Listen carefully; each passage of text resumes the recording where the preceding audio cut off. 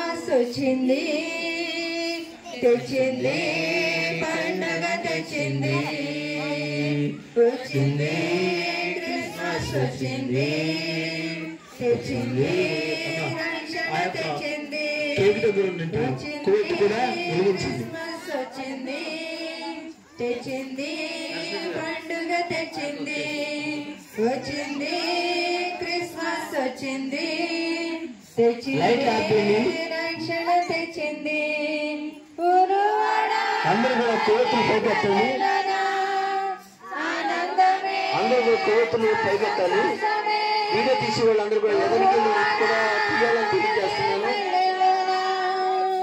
ఆనందమే ఎంతో సంతోషమే మన చీకటి బ్రతుకులలోన ప్రభు యేసు జన్మించెను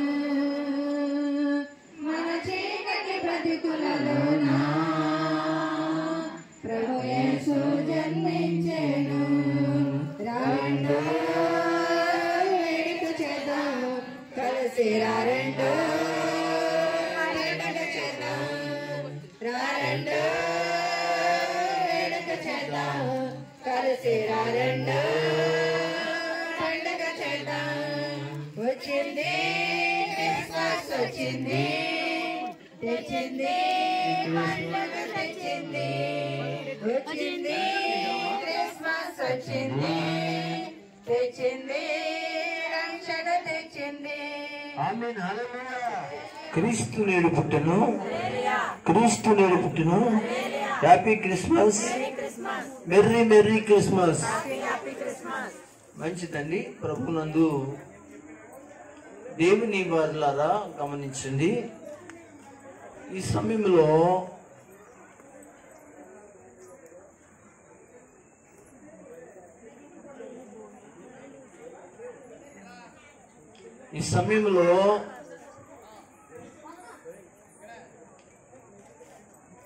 మంగర శ్రీని గారు నరసింహుని గారి యొక్క ఇంటి దగ్గర జరుగుతున్న ఈ ప్రార్థన కూటాన్ని బట్టి దేవునికి మహిమ కలుగును గాక.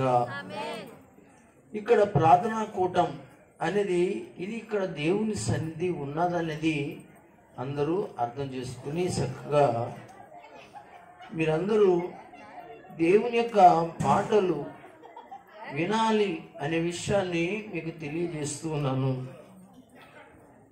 దేవుని బిడ్డలారా, ఇక్కడ క్రిస్మస్ మరి సందర్భాన్ని ఇక్కడ బట్టి ఇక్కడ జరుగుతున్న కార్యమును బట్టి సంతోషిద్దాం. ఎందుకంటే దేవుని యొక్క సన్నిధిలో నరసింహుని గారి యొక్క ప్రార్థన, సేవకుల యొక్క ప్రార్థన, సంఘ ప్రార్థన, వారి యొక్క ఇంటి నిర్మాణ విషయంలో చక్కటి ఆశీర్వాదకరమైన ఇంటి గృహాన్ని దేవుడిచ్చారు. ఆ సందర్భంగా మన సంవత్సరమే ఈ యొక్క గృహం దగ్గర ఈ కార్యక్రమాన్ని జరిగించాలి, లేక క్రిస్మస్ ఆరాధన జరిగించాలి. అయితే అనుకూల పరిస్థితి లేకపోవటం వల్ల జరిగించలేకపోయాం. ఎందుకంటే నాకు ఆరోగ్యము కొంచెం ఇబ్బంది అవటం వల్ల మరి ఈ యొక్క ప్రార్థన కూటాన్ని ఆఫ్ చేయటం జరిగింది. దేవుని చిత్తమైతే వచ్చే సంవత్సరం క్రిస్మస్కి ఈ కార్యక్రమాన్ని ఏర్పాటు చేసుకుని చక్కగా చేసుకుందరు అని చెప్పాం. ఆ విధంగానే ఈ సంవత్సరంలో మరి ఏర్పాటు చేయడం జరిగింది. అయితే ప్రియులరా, ఈ సమయంలో దేవుని యొక్క లేఖనం చదివి మనం వాక్యంలోకి వెళదాం. దయచేసి క్రీస్తు జననము ఎలా అనే అంశం, లేక యేసు ప్రభు వారి యొక్క జననం ఎలా అనే విషయాన్ని గమనించుకుంటే దేవుని వాక్యంలో ఇలా రాయబడుతుంది. ఫిలిప్పీయులకు రాసిన పత్రిక 2వ అధ్యాయము 7, 8, 9 వచనాలు. మనుషులు పోలికగా పుట్టి మనిషిని పోలికగా పుట్టి దాసుని స్వరూపమును ధరించుకొని దాసుని స్వరూపము ధరించుకుని తను తాను రిక్తినిగా చేసుకొనెను. తను తాను రిక్తిగా చేసుకుని మరియు ఆయన ఆకారమందు ఆయన అంటే యేసయ్య ఆకారమందు మనుషుడిగా కనబడి మరణము పొందునంతగా అనగా శిలువ మరణము పొందునంతగా విధేయత చూపిన వాడై తనను తాను తగ్గించుకునెను. అందుచేత పరలోకమందున్న వారిలో గాని భూమి మీద ఉన్న వారిలో గాని భూమి కింద ఉన్న వారిలో గాని ప్రతి వాని మోకాలు యేసు నామమున వంగినట్లును ప్రతి వాని యొక్క నాలుకను యేసుక్రీస్తు ప్రభువుని ఒప్పుకున్నట్లును దేవుడు ఆయనను అధికముగా హెచ్చించి ప్రతి నామమునకు పైనామమును ఆయనకు అనుగ్రహించెను. దేవునికి స్తోత్రం. మీరు గమనించారా? ఇక్కడ మనం చదువుకునే వాక్యంలో యేసు ప్రభు వారిని గురించి రాయబడినది మాట ఏమిటి అంటే, మనుషుని పోలికగా పుట్టి. ఎవరైనా యేసు ప్రభు వారు మనుషుని పోలికగా పుట్టి అర్థమవుతుందని. ఈ తర్వాత దాసుని స్వరూపము ధరించుకుని అనేక మాటలు మనకి వింటూ ఉన్నాం. ప్రియులారా, ఇక్కడ క్రీస్తు జననము ఎలా అంటే, బైబిల్ గ్రంథములో యేసుక్రీస్తు ప్రభువారు కన్యక అనబడిన మరియా అనే ఆమె ద్వారా దేవుడు ఆయనని లోకానికి పంపించారు. లేఖనాలు అలాగ చెప్తాయి. అయితే ఈ రాత్రి ఎవరి కొరకు ఈ యొక్క జననము, ఎలాగా ఈ జననము పుట్టిక అని ఆలోచన చేస్తే, ఆయన పుట్టిక పవిత్రమైందని, ఆయన పుట్టిక ద్వారా రక్షణ మానవులకి కలుగుతుందని, ఆయన పుట్టిక ద్వారా విడిపించబడుతున్నది మానవాళికి కలుగుతుందని ఇలా చెప్పుకుంటూ దేవుని యొక్క లేఖనాల్లో చాలా విషయాలు ఉన్నాయి. ప్రియులారా, అయితే ఈయన పుట్టికల గురించి ఇక్కడ ఏమని ఉంటుందంటే, ఆయన మనిషిని పోలికగా ఎందుకు మనిషిని పోలికగా పుట్టవలసి వచ్చింది అంటే, దేవుడుగా ఆయన మన మధ్యకి వచ్చుంటే, ఆయన మహిమకు లేక ఆయన తేజస్సుకు ఏ వ్యక్తి కూడా ఆయన ఎదుటికి రాలేరు. ఆయన యొక్క భావాలు, ఆయన యొక్క విధానాలు అర్థం చేసుకోవడం, ఆలోచించడం మనిషికి సరిపోదు. ఎందుకంటే ఆయన దేవుడు కనుక.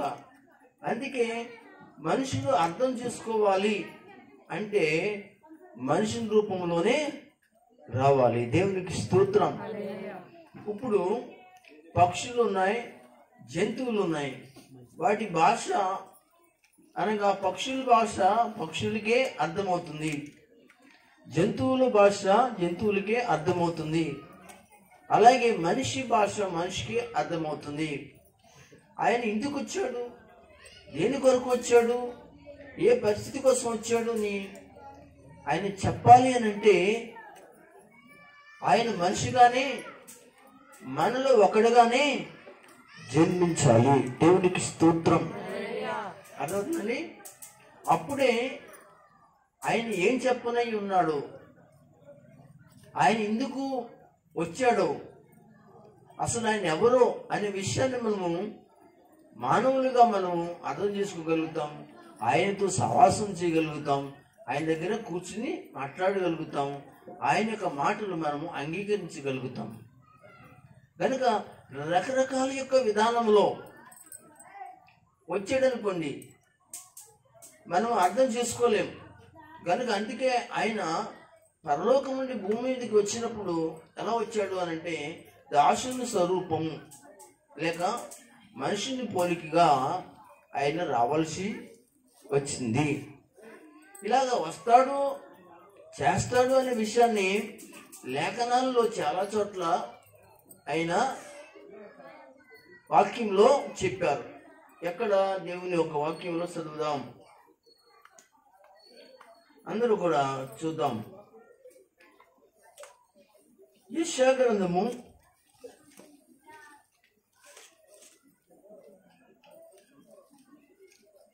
7వ అధ్యాయము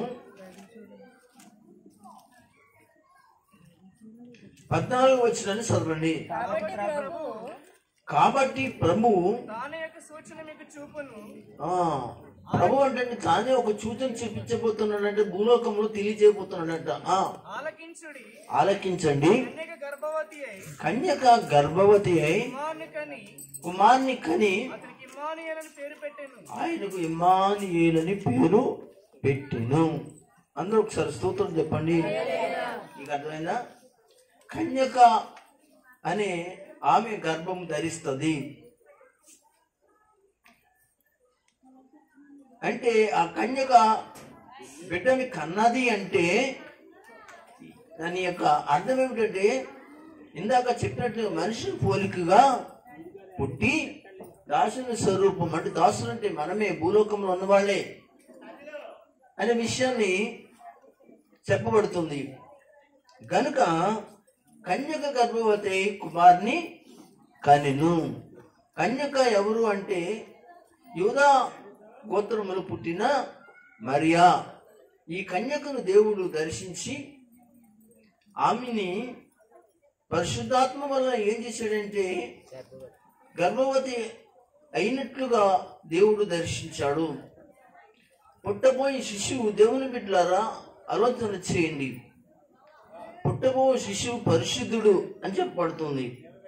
అయితే మరి కన్యక గర్భం ధరిస్తుందని ఎప్పుడైతే వేల సంవత్సరాల కిందట 100 సంవత్సరాల కిందట ఈ విషయాలన్నీ కూడా ప్రస్తావించబడ్డాయి. తర్వాత కొత్త నిబంధనలోకి వచ్చేటప్పటికి లేక ఆయన జన్మించిన విషయాలు మనకి మత్తయి సువార్త ఇలాగా సువార్తలు ఏవైతే ఉన్నాయో వాటిల్లో రాయబడి ఉంటాయి, పత్రికల్లో కూడా రాయబడి ఉంటాయి. కనుక లూకా సువార్త 1వ అధ్యాయంలో ఒక విషయాన్ని మనం చదువుకుందాం. 1వ అధ్యాయము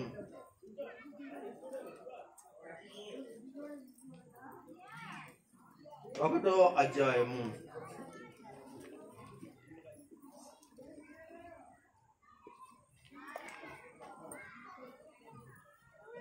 అందరూ కూడా 1వ అధ్యాయం తెలిసి 29 వచనము నుండి కొన్ని వచనాలు జాగ్రత్తగా కొంచెం చదివితే బాగుంటుంది. 29 ఆమె ఈ మాటకు బహుగా తొందరపడి 29 స్టార్ట్ చేసి 33 వరకు చదివేమ్మా. ఆమె ఈ మాటకు బహుగా తొందరపడి ఆ మాటకు బహుగా తొందరపడి ఈ శుభవచనం ఏమిటో అని ఆలోచించుకుంటుండగా దూత మరియా భయపడకము, దేవుని వలన నువ్వు కృప పొందితివి, ఇదిగో నీవు గర్భము ధరించి కుమార్ని కని ఆయనకు యేసుని పేరు పెట్టెదవు. ఆయన గొప్పవాడై సర్వోన్నతి కుమారుడు అనబడును.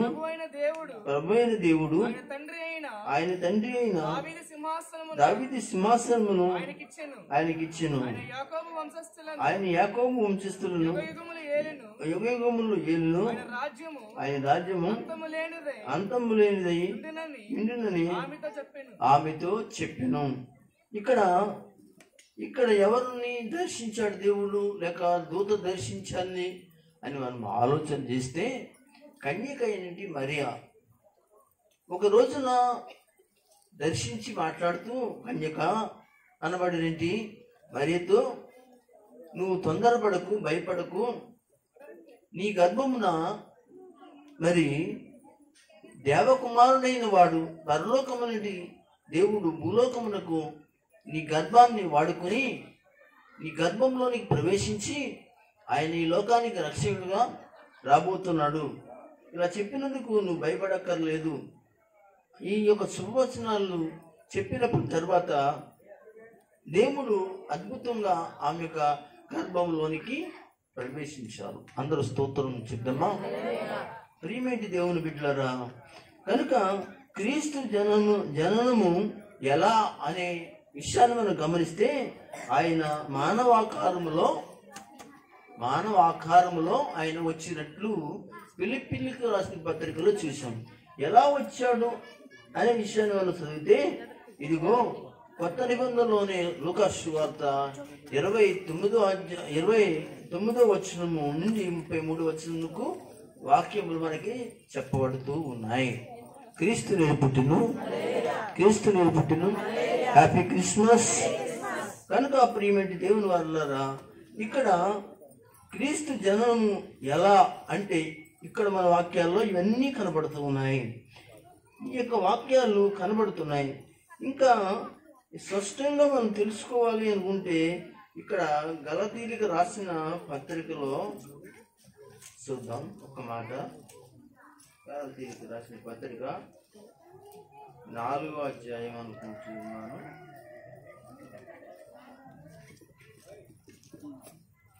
4వ అధ్యాయము 4వ వచనాన్ని చదవగలరా? అయితే కాలము పరిపూర్ణమైనప్పుడు దేవుడు తన కుమారుని పంపెను. అందరూ స్తోత్రం చెప్పండి. కాలము పరిపూర్ణమైనప్పుడు కదా కుమారుని పంపెను. కాలము పరిపూర్ణము అవ్వకోకుండా ఆయన రాకూడదు. అంటే ఈయన వస్తాడు, ఈయన జన్మిస్తాడు ఈ లోకానికి అనే విషయాన్ని ఎప్పుడో 1000 సంవత్సరాల కిందటే చెప్పబడింది. ఈ సంవత్సరాలు 1000 సంవత్సరాలు గడిచిన తర్వాత అంటే కాలము పరిపూర్ణమైనప్పుడు. అయితే ఎప్పుడు చెప్పబడింది ఈ మాట అంటే మనం మొన్న మీటింగ్లో చెప్పుకున్నాం. ఎక్కడంటే ఆదికాండము 3వ అధ్యాయం 15వ వచనం. ఇది ఇలాగే ఉంచండి, ఈ మాట చదవండి. మరియు నీకును వీకిని నీ సంతానమునకును ఆమె సంతానమునకును వైరము కలగజేసెదను. అది నిన్ను తల మీద కొట్టును, నీవు దాన్ని మడి మీద కొట్టుదు అని చెప్పాను. దేవునికి స్తోత్రం. దీన్ని మొన్న వివరించాను చాలా మందికి. కనుక యేసు ప్రభు వారి యొక్క జననం గురించి అక్కడ ప్రవచనం చెప్పబడింది. ఆయన పుట్టాడు, ఆయన పుట్టబోతాడు అనే విషయాన్ని యేసు ప్రభు వారే లేక యెహోవా దేవుడే ప్రవచనం మాట్లాడుతూ ఏం జరుగుతుంది, ఏం జరగబోతుంది అనే విషయాన్ని ముందుగానే తెలియజేయడం జరిగింది. అయితే ప్రియమైన దేవుని బిడ్డలారా, ఎలాగా ఆయన జననం అనే విషయాన్ని మనం ఆలోచన చేస్తే మానవాకారము. ఎలాగ మానవాకారము అంటే కన్యక గర్భము ధరించడం. కనుక ఎలాగ కన్యక గర్భమును ధరించబడుతుంది అని అంటే మనము దేవుని బిడ్డలారా, దేవుని దూత ద్వారా ఆ మాట చెప్పబడింది 29:33 లూకాసు వార్త 1వ అధ్యాయంలో అని మనం చదువుకున్నాం. అయితే ఎలాగా ఆమె కన్యకారపడిన ఈమె ఎలాగా మరి బిడ్డని కనగలుగుతుంది అని అంటే లూకాసు వార్త 34వ వచనం చదవండి ఒకసారి. 34వ వచనం, 34, 35 కూడా చదవండి. అందుకు మరియా, నేను పురుషులను ఎరుగున దానిని దూతతో అనగా అమ్మా నీ మీదకి వచ్చును, పరిశుద్ధాత్ముడు నీ మీదకి వచ్చును, సర్వోన్నతుని యొక్క శక్తి కను అంటే తండ్రి అయిన దేవుని యొక్క శక్తి నీ మీద కమ్ముకును. కనుక పుట్టబోవ శిశువు పరిశుద్ధుడైనది దేవుని కుమారుడు అనబడిన. కొంచెం దగ్గరున్న వాడు చదవండి, కొంచెం గట్టిగా చదవండి. నాకు వినపడట్లేదు, ఇక్కడ మాట్లాడుకోవడం వల్ల నాకు వినపడట్లేదు. నేను చెప్పాలంటే అర్థం కావట్లేదు.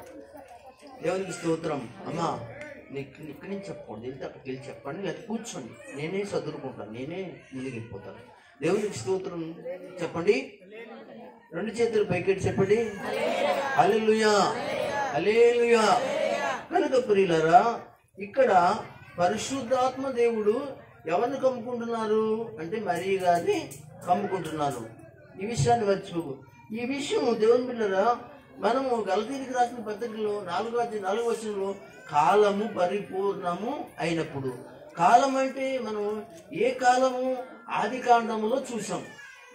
ఆ కాలము నుంచి గనుక మరియ కన్యకగా బ్రతికినంత కాలము, అంటే కాలము పరిపూర్ణమయ్యే వరకు కూడా దేవుడు వెయిట్ చేసి అప్పుడు ఏం చేశాడండి, ఆ ప్రవచనాల్ని, ఏ ప్రవచనం, ఆది కాండము ఏమండి, ఆది కాండము ఏనండి 3వ అధ్యాయము 15వ వచనం. దేవుని స్తోత్రం. అది కాలము జరగగా జరగగా జరగగా జరగగా ఏమైందంటే, ఇదిగో క్రీస్తు ప్రభు పుట్టే సమయము ఎప్పుడొచ్చిందంటే, మరియమ్మ గారి యొక్క మరి కన్యకగా ఉన్నటి దినాలకి కాలము పరిపూర్ణమైనది. దేవుని స్తోత్రం. సరే, పరిపూర్ణమైన తర్వాత ఏం జరిగింది అక్కడ చదవండి. గలతీయులకు 4:4. అయితే కాలము పరిపూర్ణమైనప్పుడు దేవుడు తన కుమారుని పంపెను. అదిగోండి, ఆయన స్త్రీ యందు పుట్టి. దేవునికి స్తోత్రం.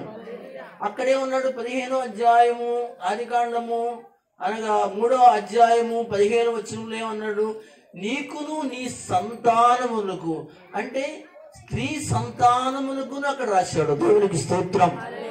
కానీ గలతీయుల పత్రిక మరి 4వ అధ్యాయంలో ఏమండి 4వ వచనంలో ఏం కనబడుతుంది అక్కడ అంటే, దేవుని బిడ్డలారా, స్త్రీ సంతానము అంటే ఏ కుమారుని కనబోతుంది. ఆమె ఎవరు అంటే అనగా అని ఆలోచన చేస్తే మరియ గారు అని చెప్పబడింది బైబిల్ గ్రంథంలో. ఆ యొక్క వాక్య ప్రకారంగా మనం ఆలోచన చేస్తే, దేవుని బిడ్డలారా, ఇక్కడ యేసు ప్రభు వారు క్రీస్తు జననం ఎలా అని ఆలోచన చేస్తే, మానవ ఆకారము, ఇందుకు మానవ ఆకారం ఎత్తవలసి వచ్చింది అని ఆలోచిస్తే, ఎలాగా మరి ఆమె జన్మించవలసి వచ్చింది అంటే కన్యకగా అని లూకా సువార్తలో మనం చూసాం. అంతేకాకుండా యెషయా గ్రంథంలోనే అనగా 7:14 కూడా చూసాం. ఇంకా ఆమె మరి ఆ విధంగా క్రీస్తు జన్మించడానికి పరిశుద్ధాత్మ వలన మాత్రమే అని లూకా సువార్త 1:29-33 వరకు మనం చదువుకున్నాం. అంతేకాకుండా కనుక ఆమె పరిశుద్ధాత్మ వలన జన్మించాలి అనే విషయము ఆయన దూతగారు చెప్పినట్లుగా లూకా సువార్త ఎంతంటే వాక్యంలో మరి 34-35 వచనాల్లో మనము చదువుకున్నాం. అందరూ స్తోత్రం చెప్పండి. ఇవన్నీ కూడా నెరవేర్చడానికి కాలము పరిపూర్ణము అయ్యింది. అంటే కాలం పరిపూర్ణమైనప్పుడు ఆమె గర్భవతి అయి యేసుని లోకానికి అనగా పంపేటట్లుగా దేవుడు కృప చూపాడు. Happy Christmas, merry Christmas. క్రీస్తు నేడు పుట్టును. హల్లెలూయా. కనుక ప్రియమైన వారులారా గమనించండి, క్రీస్తు జననము ఎలా అనంటే, ఈ లేఖనాలు మరలా నేను చెప్పినట్లుగా మీ ఇంటికి వెళ్ళి మళ్ళా చదివి ఉదాహరణ పక్కన జోడించి చదివితే ఆయన జననం ఎలాగ జరిగింది, ఏ విధంగా జరిగిందో అర్థమవుతుంది. యేసు ప్రభువుని గురించి మనము ఏం చేస్తామో తెలుసంటే, అనగా రక్షకుడుగా మనము అంగీకరించగలుగుతాం. కనుక ప్రియులారా, దేవుని వాక్యం మనకి ఈ విధంగా తెలియజేస్తుంది. కనుక ఇక్కడికి వచ్చిన వారందరూ కూడా క్రిస్మస్ యొక్క ఆశీర్వాదాలు, దీవెనలు పొందుకోండి. అంతేకాకుండా ఈ గృహంలో ఉన్నటువంటి వారు అనగా సహోదరులు అనగా మరి ఈ సమయంలో కూడికి ఏర్పాటు చేసుకున్న వారిని జ్ఞాపకం చేసుకుంటున్నాడు దేవుడు. వారికి వారి కుటుంబానికి దేవుడు రక్షకుడుగా ఉదయించాడని తెలుసుకుని యేసులో నడుచును గాక. అందరూ స్తోత్రం చెప్దాం. హల్లెలూయా, హల్లెలూయా, హల్లెలూయా. దేవుడు ఈ మాటలు మన అందరి వినుకుల్లో ఆశీర్వదించి దీవించి బలపరచును గాక. ఆమేన్. క్రీస్తు నేడు పుట్టును, క్రీస్తు నేడు పుట్టును, క్రీస్తు నేడు పుట్టును, క్రీస్తు నేడు పుట్టును. నీవు క్రీస్తు నేడు పుట్టును.